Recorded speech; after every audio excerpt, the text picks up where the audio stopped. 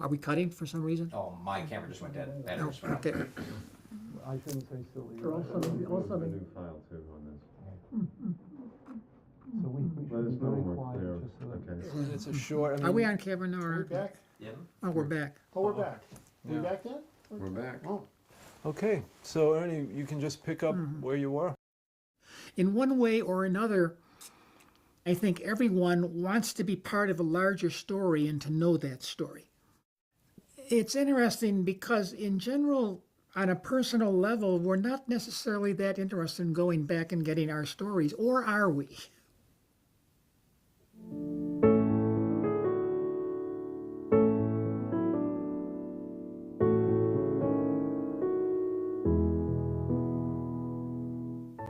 Remember, history means story. The story of anything is worth studying because anything that exists, we wonder how did it come into being. This is sort of a natural, the child asks, where did I come from?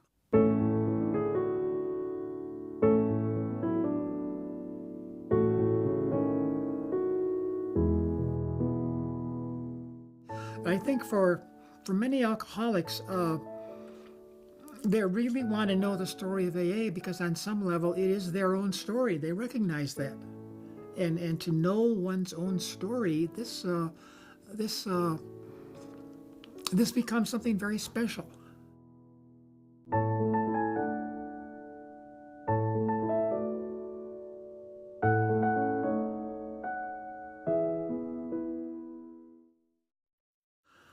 It's good to study the oddballs. It's good to study what's not ordinary, what's not everyday. And alcoholics are not ordinary and they're not everyday.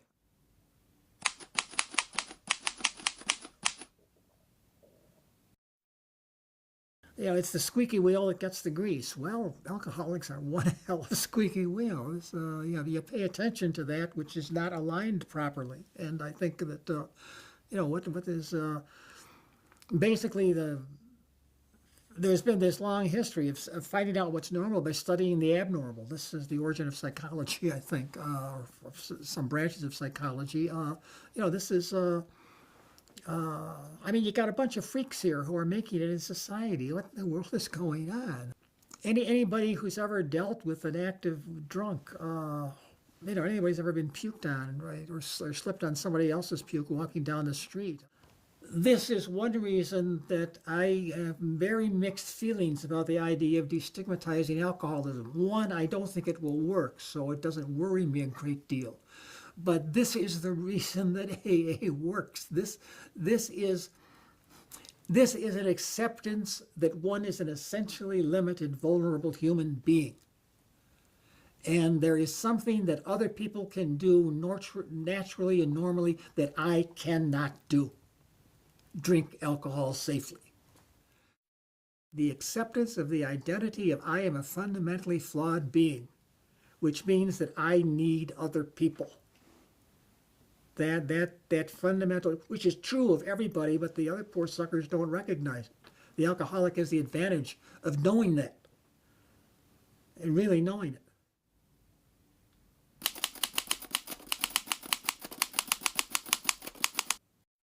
I think that if there's a need to periodically examine what we think we know. Because in general, for most of us as human beings, we think we know more than we actually know. And to, whether it be as a hobby or a change of pace, I just periodically, I find this useful to pick up something that I think I know and look at it again. There is always a different perspective that can be brought to some particular question. And so if you have a particular hobby horse and you're frustrated because somebody else already looked it up, don't let that intimidate you. AA is not New York. AA is not General Service. AA is not God. AA is in the groups. And what we really do not have, and what I miss more than anything, and what I would be going around preaching if I were able to, let's have more group histories. This story of how AA got started in a particular place. I only know a few stories. I know the story here in Ann Arbor. Fascinating story. I know the story of some groups when I was in the Boston area. And I think if I were if I were still in a position to teach history and send people out on research expeditions, I would say, find an AA group and find out how it got started. Get to these people who remember when the group started. And so this is not something that you can put off to the next generation. This is something we should start working on in the near future. Let's, everyone who's out there in the hall watching this, if you don't know how your home group started, find out and start writing it down. And that's not a suggestion, that's an order.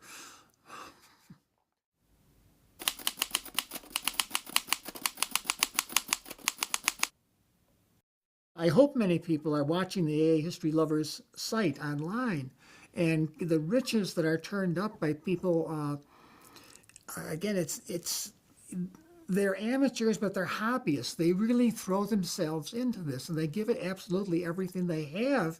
The word amateur comes from, this is someone who gets involved out of love for it, whereas a professional is someone who gets paid for what he does.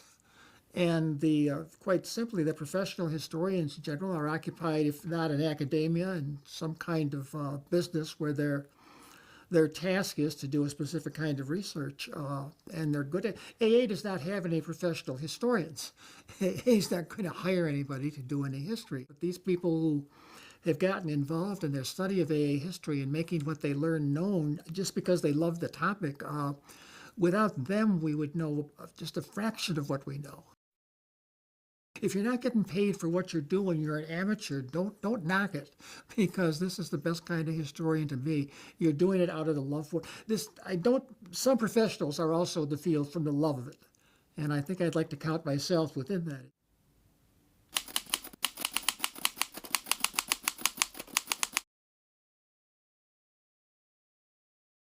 The word document is really tremendously broad. It doesn't just mean a piece. Most people hear document and they think of a piece of parchment or some sort of a legal paper. And no, a document is anything tangible. And so a tombstone is a document. A recording is a document. And the thing with Alcoholics Anonymous, especially, probably true of anything of that age, the fundamental document is memory. And I'd really like to talk about memory, because it is so difficult to understand it and to use it. The ancient Greeks had a marvelous image for memory. Memory is a bird cage in which there are all these different kinds of birds. And if you want to remember something, you reach into the bird cage and pull out a sparrow, except that maybe instead you come out with a bluebird. And so memory is fallible. The best metaphor currently, really, memory is a construction site. If you've ever hung around a construction site as a kid, it changes from day to day. And things are put there, and you go away and you come back, and they're not the way you left them. And things are changed, and they still are basically there, but there has been some sort of a change that's taken place in them. And this is how our memory works. There is no such thing as an unadulterated memory. Ulrich Neisser published a book entitled John Dean's Memory, in which he did an analysis of Dean's Watergate testimony. Anyone who has a tremendous confidence in her or his own memory should read that, because it may require someone who is old enough to remember the circumstances here where it's obvious that Dean wants to say exactly what happened. This is very clear to everyone at the time, and there's no reason to disbelieve it, and yet how much distortion there is between that and what actually happened. Everybody has a filter, and I think the task of the historian is to be aware of the filter and be able to correct for it to some extent. Don't try to find someone who doesn't have a filter. Such a person doesn't exist. And so this respecting memory, because people, most of the time, they don't lie. This is a problem really with Bill Wilson. Bill Wilson, like so many people, like most of us, like me anyway, he loved to tell a good story. And this means that the people you're talking to will sort of affect what you have to say and which details you will remember. This is part of storytelling and part of history. Bill, given all that he was involved in, had fairly good memory, but Bill was always telling stories, even when he was writing. And when we tell a story, we try to make it a good story. And this, again, part of really good historical research is understanding that. You're not out to debunk it. You're not out to say that, well, he was stupid. You're not. This is part of the human condition. We all, in fact, especially members of AA, they learn to be good storytellers. And I think what I would suggest to anybody who's doing this, think about the way you tell your story. Is the way you told your story the first time you spoke the same way you would tell it if you told your AA story tonight? And I suspect that it wouldn't be, or I expect that if it is, you better talk to your sponsor, because there's something wrong with your sobriety if your story still looks the same way X years later.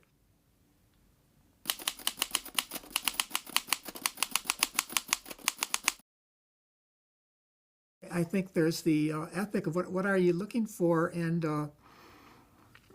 it's okay to follow fortuitous coincidences you come across, but there's a difference between that and digging for dirt. And I think that what we come down to here is very much an Aristotelian ethic of virtue. What kind of person are you? And I would like to think in general that people who are genuinely interested in history are good people and people of virtue. I've never got into great trouble by trusting a historian. It comes along with having what in general is a virtuous personality. I mean, there are responsibilities that you have, and one of them is to what the rules of the archive are. And I don't know, I've told this story and people just do not believe it. I mean, Nell used to trust me in those archives in a way that was absolutely, really stupid of her. But, she'd go home and leave me in the archives, close up. And, the one time when I was there, she took me into this back office and said, here's this file cabinet, and at bottom drawer is Lois's diary, and you can't go and look there. And it wasn't locked. And I never did. I mean, my integrity said, she was trusting me so much that I would have felt like an absolute, I couldn't live with myself if I had. I mean, just really, this woman was so generous to me in so many ways that it even could have been dangerous to her. I could not violate that kind of trust. And I would hope that, any serious researcher would have that same kind of integrity. I think integrity is essential. We're not out to dig up the dirt. We're out to find the truth. And I hope I never I was once sworn to trial, because if anyone, you swear to tell the truth, the whole truth, and nothing but the truth, it's impossible to tell the whole truth, Your Honor. It's because, again, of context and all the things that are hanging on. There's always a context going on. I've been asked this question before, I think, again, on film. Could AA have come out of any other place and time? And my answer is no. The American 1930s was a unique, or were, what's 30s plural or not? The 1930s were a unique decade. Unemployed men and women today are struggling to keep their homes and families together. Won't you help them? The culture reached bankruptcy. 1929 was to the United States what 1914 was to Europe, the shattering of an illusion that everything is sweet and progress from here. And the recognition of hitting bottom. When I was doing the research on Cleveland, this is where my Cleveland research bridged with my AA research. The leading restaurant in town was the restaurant in the Hanlon Hotel. And the Hanlon Hotel was where all the high-class people ate. And the Hanlon Hotel kept putting out its full menu, but nobody could come and afford the food, so they threw it all out. So guess what? You had middle class and upper middle class period rummaging through the trash barrels outside the Hanlon Hotel. And one story especially, a guy was telling me he was so embarrassed that he'd been reduced to this rummaging through a trash barrel, trying to find really edible food, and he was hoping no one would see him. And he looked up, and there was his former boss standing opposite him, rummaging through another trash can. I mean, this was a traumatic experience for the culture. The culture hit bottom in the 1930s, and this is the context in which to understand AA.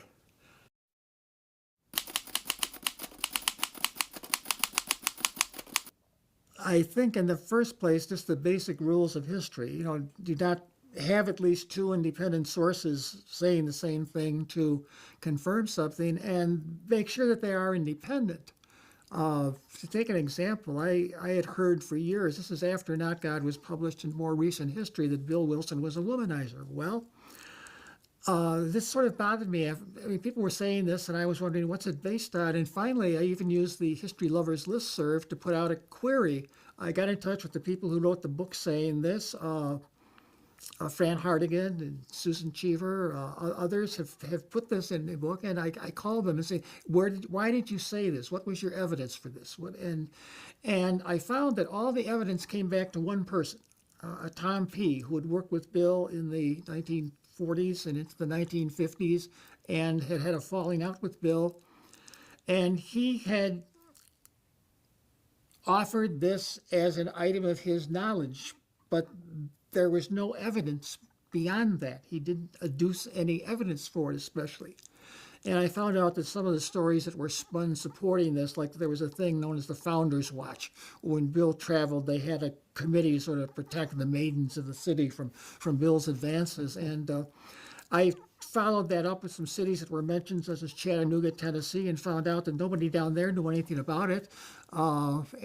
This was just one of those rumors. So I think the first thing is to make sure that you have evidence that you can rely upon, and that means going back not just to what somebody says, but where did they learn it? Follow it back as far as you can.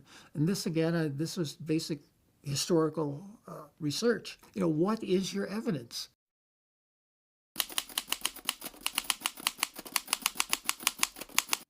Well, first of all, you start off by rejoicing. Last thing in the world you need is more stuff that proves the same thing.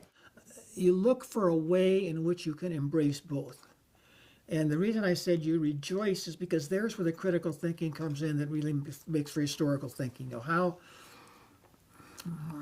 How did this person come to this conclusion, and how did this person come to this conclusion? What underlay these? And probably more than half the time you won't find it.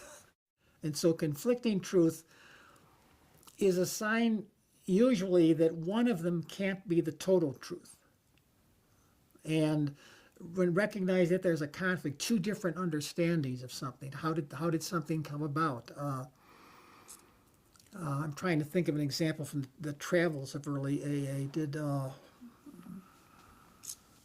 AA come into the Upper South mainly because of AA salesmen coming out of New York, or because of people from AA out of the Akron area who had ties to those upper southern states?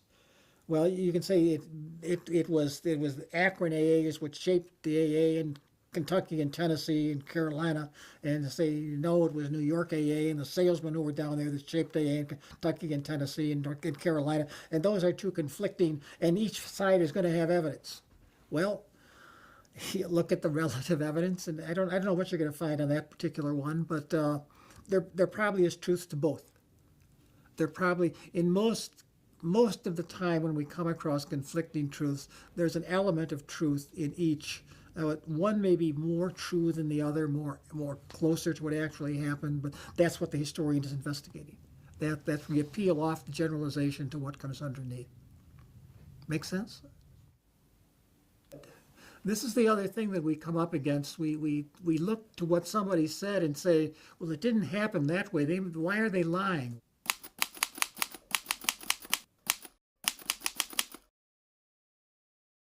It's not a case of why somebody is lying. We ask first, do they have an agenda? And for example, there are people who are amateurs around the edges of AA history who have a definite agenda. They want to prove that AA had a special relationship to the Oxford group. They want to prove that AA is especially functional for Christians or Christianity. They want to prove that AA really came to flourish in the city of Cleveland first as opposed to other places. Just because everyone has an agenda of one kind or another. I mean, the only agenda is to find out what really happened. That probably is the agenda, but there are things always going on in our minds that we would like to be true. The truth will not always be what we want to find. And I think that very often, in fact, probably always we set out with some sort of an agenda, some item, maybe not even conscious of it, something that we're sure of and we're sort of looking to prove. And respect has to go beyond that. Respect has to go through where our investigations lead us, and to be open to follow the investigation, even if it leads where we don't want to go. And if we don't want to go there, okay, hand it off to somebody else. The historian seeks the truth knowing that she or he will never find all of it, or never even find it completely clear. It's a precious gem to which there's still a bit of dross hanging on. I think that this, and the other thing I think, and it's easy to feel when we have a truth that we have the truth, and this historical truth should be presented tentatively. How often when we think we've discovered a bit of truth, we've got to promote it and convince others. No, our task is not to convince, our task is to present. And that's all we can do. If we try to convince, there's something wrong. We might have to present more clearly, but our job is not to persuade people. Our job is not to persuade people. Our job is to make available what we have learned.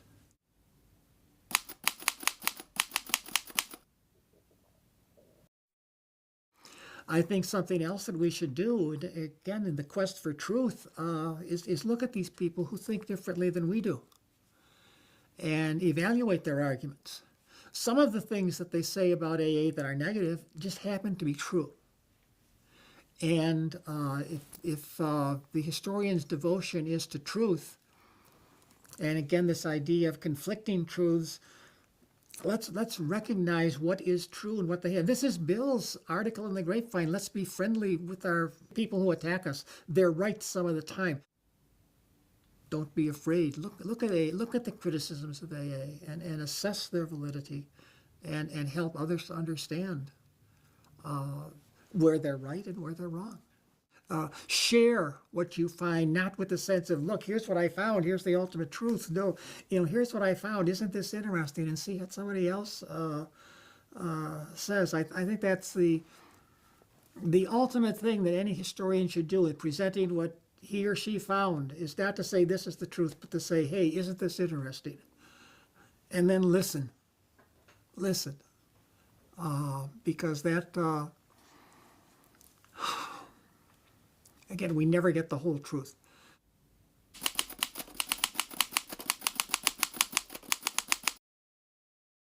This is one large one that I almost am embarrassed about. What I knew of Bill Wilson, I really did not like. He was this really factotum of the rich. He admired rich people. He thought Franklin Roosevelt was a communist traitor. He wanted to hang around Wall Street types was his great adventure. And I started off with a respect and I think a degree of affection for AA, but feeling, how did this come out of, this, there's got to be more. I don't like this guy.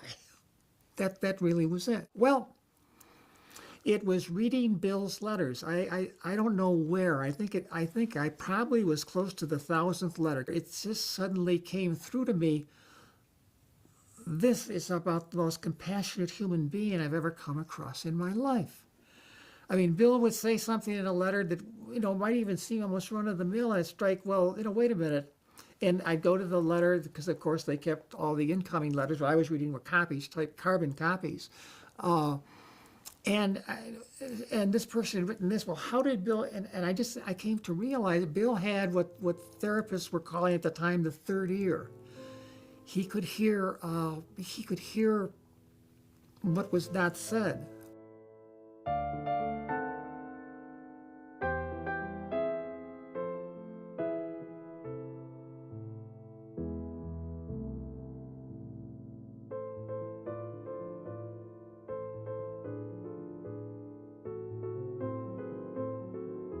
And then that my own metaphor developed further. partially because I was still doing some reading in psychology, but it was more than a third ear. Third ear is here somewhere. Bill was able to hear people from here, from that hole that's in the middle of all of us. And this, what had been sort of a, not really, I began with a dislike. I mean, anybody who hated Franklin Roosevelt, I grew up in a home, my father had been a coal miner, and Franklin Roosevelt was sort of, the name of the father and the son and of FDR. One did not dislike Franklin Roosevelt in the home that I grew up in. And but Bill just came through in these letters as this one perceptive. I mean, he could hear. It was more than reading between the lines. He could hear what the person couldn't say. I was reading these letters. I wasn't seeing this. But slowly, I mean, I hope that as a result of what I went through, I think Bill helped my spiritual life. I mean,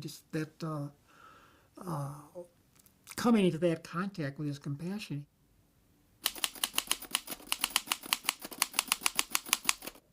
Well, you spoke somewhat in setting this up also, if, do I want any sort of a legacy? And if I could bequeath anything, it would be reverence. It is, we live in a culture that tends to honor irreverence. Therefore, reverence is worth thinking about. Reverence for the truth, reverence for what we do. And there always has to be a kind of awe in it. We must study something larger than ourselves in some way and be aware of that. And AA, you're studying the story of AA. This is larger than any of us. This is larger than all of us. This is, and there is an appropriate sense of awe to be, confronted with this amazing phenomenon that cannot be wrapped around. This is how we should approach any topic we investigate with this.